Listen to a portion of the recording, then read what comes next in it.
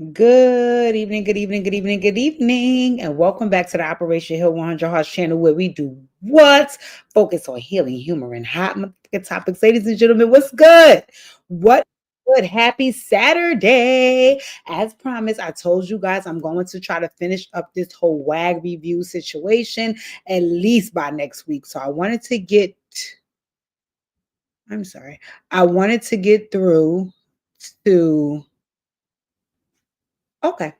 I wanted to get through some of the episodes, and you guys know it is only 8 episodes, and this is the review of episode number 6. Ladies and gentlemen, please make sure you hit the like button on this video, and please make sure you subscribe to my channel if you are new. Welcome to the neighborhood with your nosy ass. So let's get into it. Today we're going to be reviewing Wags to Riches season 1, episode 6. The name of this episode is called They Not Like Us, right? So the episode started off with Ashley in her beautiful home. I cannot lie. Ashley has a beautiful home.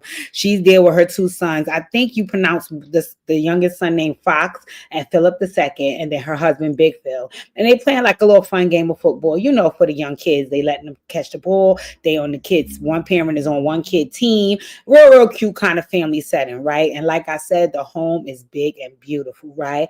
So then they let the kids go play on the trampoline, and Philip and Ashley get to talking about a charity event that Ashley is hosting at Vera Wang. Now, why I put, is it Vera Wang? Let me be sure. Hold on, y'all, because now I'm starting to feel like I might have put the wrong name. I want to say it was Vera Wang. Ew, hold on, I don't want to be wrong and looking stupid, y'all. Um, ba, ba, ba, ba. Y'all correct me in the chat if I'm wrong. I think it's Vera Wang, but I'm not really sure. Anywho, she's supposed to be doing a charity event at whichever one it is, right? And she said a percentage of the proceeds are going to go to helping the homeless veterans. And I was like, okay, shout out to my vets. Hey, Papa Mo. And then Ashley, also shout out to Ashley because she's also a vet. She's even though she's a leader, she in my opinion is low key the leader of the Mean Girl crew. She was also a captain in the U.S. Army. So I was like, you better work it the fuck out, girl.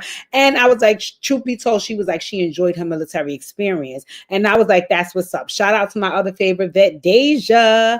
As for me, absolutely not. Absolutely not. I went one time with Pookie to the Pow Pow Range, and I am traumatized and mortified ever since. So I'm gonna just leave all of that to the girlies who enjoy it, right? But what I did like is that Ashley and Sherelle are both vets, and the one thing that I can admire about veterans is their discipline. They are very disciplined people, and that's one of the things that you guys, if you know me and you've been following my journey, I work on that actively every day to be more disciplined, right? So while her and Philip is talking, and she's explaining to him about the charity event, he's trying to be all freaky, and she's like, listen, stay focused, okay? And I was just laughing looking at that because I was like, I guess I'm not the only couple that goes through that. Men are hypersexual, so any moment that they get to talk, to be alone with you, this is what they want to do. You looking like, wake up, wake up, wake up. Let's get back to the business, bro. Anywho, in the next scene, Sherelle pulls up to the brokerage and she was in a Porsche Taycan, I think it's called. Very, very nice. Very, very nice. Very nice Porsche. I was here for that. And she looked nice. I like that little jumper she had on, right? Ashley is there, Portia is there, and the rest of the agents are there, right? So Sherelle is prepping for an investors meeting with Benicia. I think that's how you pronounce her name. Benicia is Sherelle's investor / banker, right? And Benicia shows up, and her and Sherelle sit down to discuss Sherelle wanting to invest in a $20 million property, and she needs to know what she'll need to do to get it. So Benicia was like, well, all you need is just 20%, which is actually $4 million. And then Benicia said, if we get that part together, you can probably close in as early as 3 weeks. So I was like, okay. Benicia said, and I crunched all the numbers. I did everything I was supposed to do. So this investment won't mess with none of your other business ventures at all. I was like, that's what's up. That's what's up, right? So then Sherelle was excited. She was like, oh my God, I'm happy I'm going to be able to do it. And in her confessional, she was saying that when she was younger, at 13 years old, she was like, her grandfather was her best friend. Him and her had the same birthday. And she was like, when she was 13 years old, he said to her, like, you're going to be the first multimillionaire in our family. And that part really, really resonated with me because even though we only up to episode 6, Let's pray by the eighth episode, Sherelle, that you were able to win me over with your mean ass. But the reason why that resonated with me is because my dad used to always make jokes, right? He used to be like, when I get old, I want to live with DJ. DJ going to be the rich one. Watch, when I get old, I'm going to live with DJ. And God rest his soul. He didn't live to see the day. But I believe in prophesizing things over your children. And I feel like that's what my father did for me. And I feel like although it's taking me a time to get there, I do really believe in my heart that I am going to be one of, not the only, but one of the wealthy ones in my family. I pray my entire family, right? And I know I won't be the only one, but I really want to introduce generational wealth to my family. And I have more years behind me than I do in front of me. So I would need to start getting on that ASAP, which is why I'm now tapping into all of my talents and the things that I'm good at to catapult this in the right direction, right? But Sherelle saying what her grandfather spoke over her life and then actually seeing it come into fruition, it resonated with me. And it's a reason why I watch shows like this, because that gave me inspiration to think about what my father was prophesizing over my life and how my dreams can also come true as well. So stuff like this is why I watch the show, not for that catty bullshit they be going on with. Anyway, she went out there after she had the meeting with Benation. She was telling the rest of the agents, like, listen, your girl is about to be a rich ass developer. She was like, she's working on building affordable homes in Tampa. So she was like, that's what she's investing her money in to get those homes built up. And she was like, don't worry, I'm going to look out for all my agents. And once again, it made me, Sherelle, I be side-eyeing you because you a mean bitch. But you know what I see with you?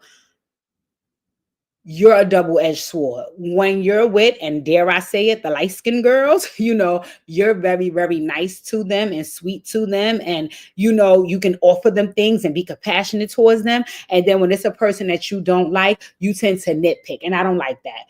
When you're mature, you can dislike a person, but you don't have to antagonize them. What I see is when you dislike a person, you antagonize them. And that's what makes you a mean girl. You can be nice, but you also can be mean. Ladies and gentlemen, if you're new here, please hit the thumbs up and please don't forget to subscribe to the channel. So, anywho, in the next scene, my girl Alexis was meeting up with her. Remember her man Jonathan? Well, not her man, but the guy that Ashley was hooking her up with, the NFL retired player Jonathan. They was meeting up for a lunch date on the beach. I'm low key here for Jonathan. I'm low key here for Jonathan. I'm low key here for Jonathan. Jonathan is attractive. Jonathan is established. Jonathan is athletic. Jonathan, according to him, don't have no prior wife. He don't have no children. I'm here for Jonathan. I just don't know how that works walking into a situation where you have no children and the other person has four, right? For me, I would rather, if I have four children, the other person at least had two, so we could talk about the experience, we could blend our families. But now you walking in and none of these kids belong to you and you don't have any of your own. I don't know if I would be here for that too much. But at the end of the day, listen, if what's meant to be will be, right? I like that Jonathan is also romantic. It seems like he communicates well. He seems to be being honest so far. So I think that they have the potential to grow. Let's see what happens. So anywho, they sit down on the beach. He had this whole setup with snacks, and it was a really nice picnic kind of day on the beach, right? So then he begins to inquire about her dating history. And he's like, yo, listen, what you looking for in a man? Are you opposed to dating another athlete or former athlete? Is it an issue if a man doesn't have any children? He just was asking some very realistic and solid questions for a first date, because it's like, hey, let me get these things out the way, because if you say something out the way and this can't go further, I'll know that from this conversation, right? And they were having a nice conversation, right? So then they decided, let's go take a dip in the water. She's showing her little physique to him. They in the water getting a little touchy-feely. So I thought that was a cute and nice and appropriate first date. Probably got a little kiss at the end. Alexis, let me tell you something. You be trying to look ignorant, dread, but I know you freaky. You get me, you pull out the tuka and anal beads and all that. I think you freaky, Alexis. You just try to keep it together. But anywho, in the next scene, they're at the Alexander Wang event that Ashley is hosting. And the ladies start arriving. So the first lady to arrive is Portia, Sherelle, Alexis,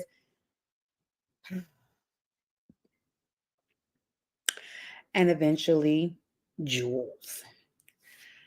Now, I am really struggling with this whole Jules situation. And I want to be honest and tell y'all why, right?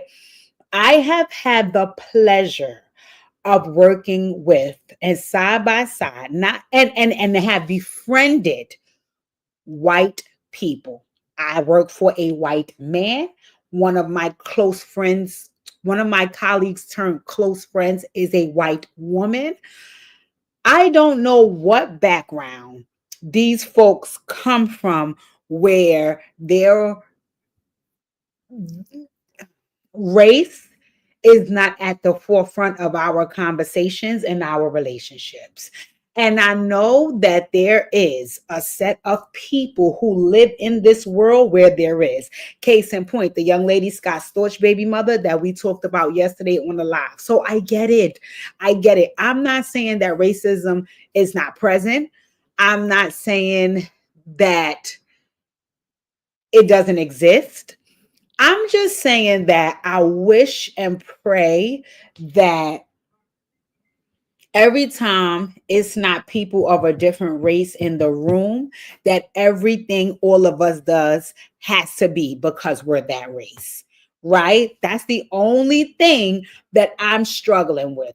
Do I understand what the ladies of this group is saying? 100%. I get it. I get what they're saying.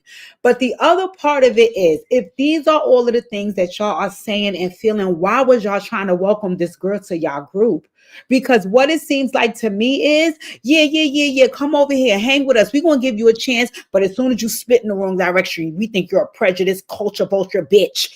Listen, why I can't just be somebody piss me off? Why I got to be like, I really did. I don't know. Maybe it's because I haven't experienced a lot of racism. I do not know. But for me, I'm struggling about how this situation is going. And I've been struggling since it first started with her. Now, in all fairness, let me be very fair and clear. I do not know Jules' background, right? I do not know Jules' background. I did not go research her. I did not go look her up. Every time I say I'm going to do it, it fucking slips my mind, right? Once again, maybe I'm living in a bubble. Who knows? So I honestly cannot tell you what Jules has done prior to this show that would suggest any of the things that the ladies are saying. What is irritating me about what's happening is, instead of them just saying that, listen, you have a history of doing 1, 2, and 3. So because of that, it wouldn't be in our best interest to try to introduce you to this crowd, because we don't know if that is really who you are and what you will do, and we just can't have that around. But to have the young lady present, and every time she does something, try to make it seem as though it's a race issue, I'm just not getting that. I'm not getting that. And I don't know if it's because they're editing it a certain way and these people are there in real time. I'm not getting that. I'm not getting that. I'm sorry, I'm not getting that. So anywho, let's get on with this, right? Jules came in. She addressed everybody nicely, right? You could tell that Sherelle was low-key trying to ignore her. Somebody asked her, they said, do you want some champagne? She was like, I'm not drinking champagne again for the rest of my life. I assume she said that because she's still embarrassed about what took place at the restaurant Victory when she had the fight, right? So now Sherelle is still trying to avoid Jules. Eventually, Jules just went around and was like, hey, how are you, right? So at that point, Sherelle says, let me talk to you at the side. Right. So when they go off to sit down and talk, Sherelle started off by saying, I'm going to try to be graceful because it is Ashley's event, but I feel like it's a lot of fake energy. And Jules said, I do too. And as they're trying to have this private conversation, the two of them, Ashley walks over there, right? Now, see, this is the part I didn't like, okay? This is Ashley's event, so she has every right to try to control the energy in the room. The only thing she needed to walk up and say was, hi, ladies. I know that this is a tense conversation that you guys were anticipating having, but you cannot have that here. So maybe you guys want to go outside and have it in a fucking car, or maybe you want to have it at another time. Because we're here today to spend money for my charity event, not to have drama. That's all Ashley had to say, if that's how she felt, right? But see, what you did was when you walked over there, Ashley, you got in position to play double dutch on Sherelle's team. So you was waiting for the opportunity for something to go wrong or not in Sherelle's favor, so you could jump in the conversation and try to act like you didn't want this drama at your event, when you should have just said that when you first walked over there. Because truth be told, Sherelle is the one who pulled Jules to the side. Jules didn't pull her, right? So now Sherelle goes on about, because I heard, and at that point my eyes just start rolling in the back of my head, because I'm like, Sherelle, you is getting on my nerves with this. Every fucking time you dislike somebody, it's because of something you heard. You're a grown ass woman, so this he say she say and drama is getting on my nerves, right? And I also feel like the cash should start low key requesting Sherelle to, relinquish your sources, make them come forward, because who be telling you this BS, or do you be making it up? Because it's always I heard when you don't want to like somebody, right? So Jules said she never said anything about Ashley because Ashley walked her to the car the night of the fight and Alexis called her afterwards. Now I call bullshit. I call bullshit. I call bullshit right here, right? Because when Alexis, Sherelle, and Ashley was having that denim fucking barbecue on that rooftop, remember they did that the day after the fight, or the next scene after the fight, or however it went, right?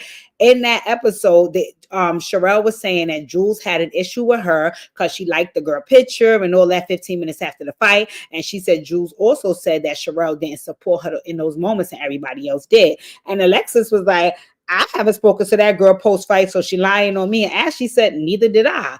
So I'm looking like Jules is saying something totally different, and she's saying it right here to y'all face. Why y'all didn't say to her, no, I didn't, whatever, right? So now, Jules, let me clock your motherfucking ass.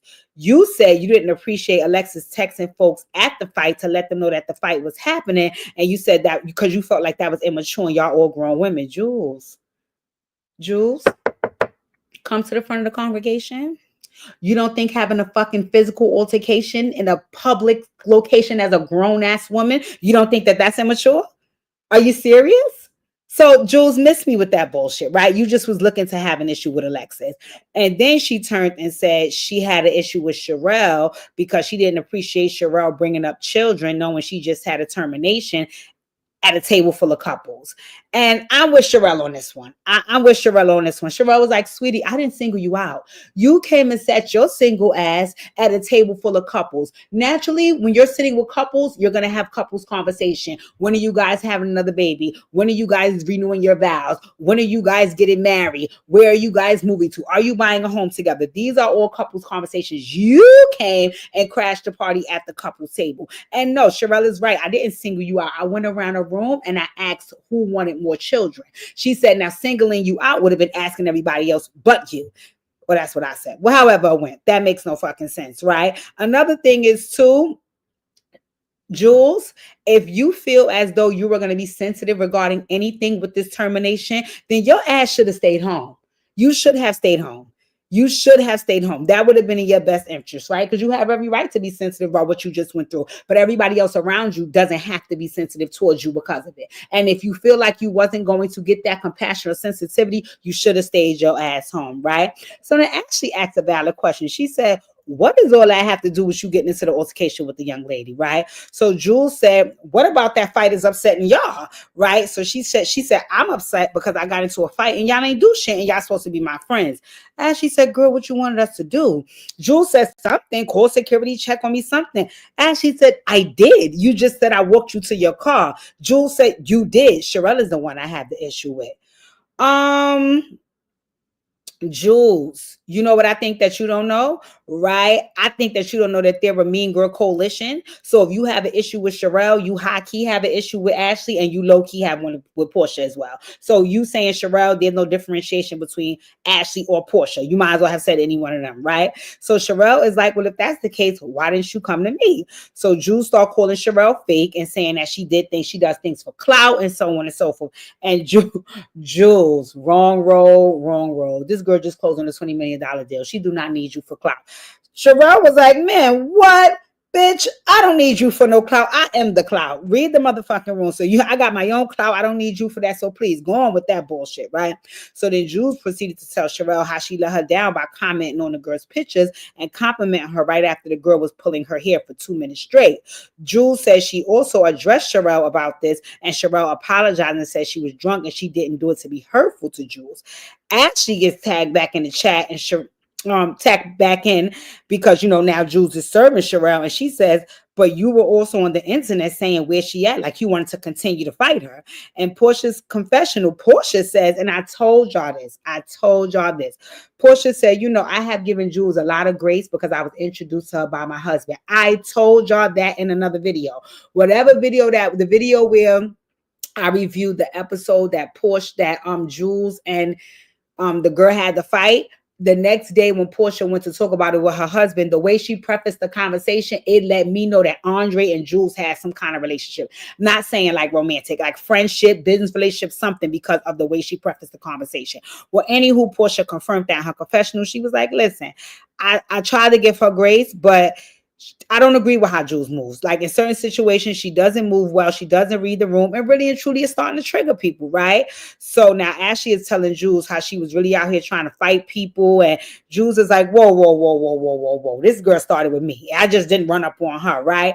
Um, you know what I feel? You know what I feel like? I feel like they're trying to make it seem like they're holding Jules accountable because she's in their friend group. But then I feel like it's more about them wanting for her to take responsibility for not knowing that as a white woman in the all black establishment that is that is being allowed to pretty much hang around with black women, that she should be okay with getting into she should not be okay with getting into a fight with one of us. Right. And let me see if I'm landing the plane properly, right? Like I said, they're disguising their issue under you're our friend, so we expect better from you, right? That's just what I see. But really and truly, I feel like they really mean, bitch, we being nice enough to allow you to hang around with the black girls. So if you gonna be around here, come in here, shut up, don't say nothing, and let us do what the fuck we want. And anytime you do try to go against sit down, shut up, and let us do what the fuck we want, we gonna remind you that you a white girl that's privileged and you being allowed to hang in this circle. And my whole thing about that is, if that's going to be at the forefront of how y'all build a relationship with her, why do y'all want her in this friend group? And not even necessarily why do y'all want her? Why are y'all allowing her to enter it? Because truth be told, it does seem like she's trying to infiltrate this friend group. If it's a no, just say it's a no. But that whole, we was trying to be nice, and I don't really like that. I don't really like that. I don't really like that. That's just like if I meet a man, right? If I'm dating a man and they family heard I was a hoe, right? So now it's like, okay, well, we're gonna try to be nice to her, even though we heard something. And as soon as they see me pass a fucking man a napkin, see, look at this whole bitch. This is why we ain't want her in the family. Come on, come on, whoa, whoa, whoa, whoa, whoa, whoa. Y'all not gonna keep holding that against me. So I don't really like that. It's either y'all know that she's a cosplaying culture vulture and y'all just don't fuck with her, or y'all giving her a clean slate and y'all do. But this whole trying to act like one thing and treating her like another, I'm not really feeling that, right? And I said, for me, I feel like this was being made into more of a race issue instead of objectively looking at the issue at hand. And if this girl was going to get penalized for her past behaviors and or being white, then why did y'all attempt to let her in this friend group? And that's how I genuinely feel. That is how I feel. I feel like y'all was saying to her, even though this black woman put her hands in my face and I asked her to take them out of my face, called me a name and said some things about me that were not true, is accusing me of something that I feel is not true when she don't even know me, because I stood up for myself, I should have read the room and disassociated and removed myself and ignored her because I'm the only white girl here and she's black. No. No, that's that absolutely not. Absolutely not. So then at that point, Jules started getting hot under the collar. She stood up and said, clearly, I'm not friends with any of you bitches, right? And then she turned to Alexis and said, you told Ashley I had a fight, but you said you didn't check up on me. And now, Jules, I'm a little confused, mommy. I'm a little confused. And I don't think I'm confused. I think you lied. Because you also said the moment you walked in that Ashley walked you to your car and Alexis called you after the fight. So did she or didn't she? Because you confusing me now. I'm confused, right? In all fairness, Alexis did say at the dinner brunch that she was at with Sherelle and Ashley, she did say she didn't reach out to you. So maybe she was telling the truth and Jules, you were lying. Either way, it don't matter, right? So Alexis attempted to calm the group down and address Jules. At this point, I didn't really know what Alexis was trying to say. And I think Alexis didn't either, which is why she agreed to meet up with Jules the very next day, right? So as she said, well, listen, there will be no fighting up in here. This is my event. Y'all got to get back to shopping. I don't have time for this. Jules said, I actually raised money, so you're going to have to buy some As she said to Jules, I actually raise money, so you're gonna have to buy something. This is a charity event. Jules said, and so do I. I have music studios in Haiti. As she said, great, well then go do that. Jules had spun off at that point. She was like, don't come at me crazy like you know me. I make money too. Sherelle was like, Jules, why are you being so defensive? Jules said, because I'm tired of these hoes coming at me crazy. And that was it. Security, security, escort this white hoe up out of here. And that was it. That was it. Jules was removed from the event and she sent blew a kiss and headed out left. And Jules, anywho, in the next scene, we see Jules and Alexis meet up for lunch, right? And Alexis is trying her best to figure Jules out. Jules, let me say this. I don't know if you need Prozac. I don't know.